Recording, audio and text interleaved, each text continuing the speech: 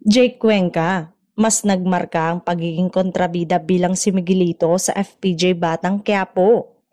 Tila mas tumatak kay kapamilya actor Jake Cuenca ang kanyang pagiging kontrabida, lalo na kapag yan ang sinesearch sa internet.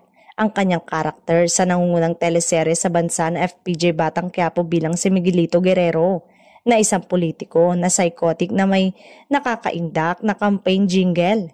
Nasorpresa rin si Jake sa mainit na pagtanggap ng publiko at netizen sa kanyang Miguelito character, at para sa kanya tila nagsisimula siya ulit na i-absorb ang kanyang sarili bilang kontrabida.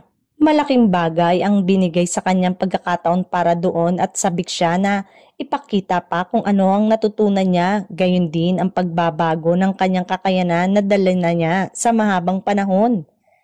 Naalala rin ni Jake ang pagbibigay rin ng pagkakataon sa karakter ni Makoy De Leon na FPJ Batang Quiapo na si David Di Magiba na makabawi sa kanyang sarili sa lahat ng mga nagawa nitong kasalanan na dahilan upang lumabas lalo ang kasamaan ni Miguelito. Samantala, gaya ng alam nating lahat, isa rin si Jake sa mga bibida sa upcoming teleserye na White Lies Beneath. At dahil doon, tila darating ang punto na maaaring papiliin si Jake ng pamunuan sa pagitan ng dalawang palabas.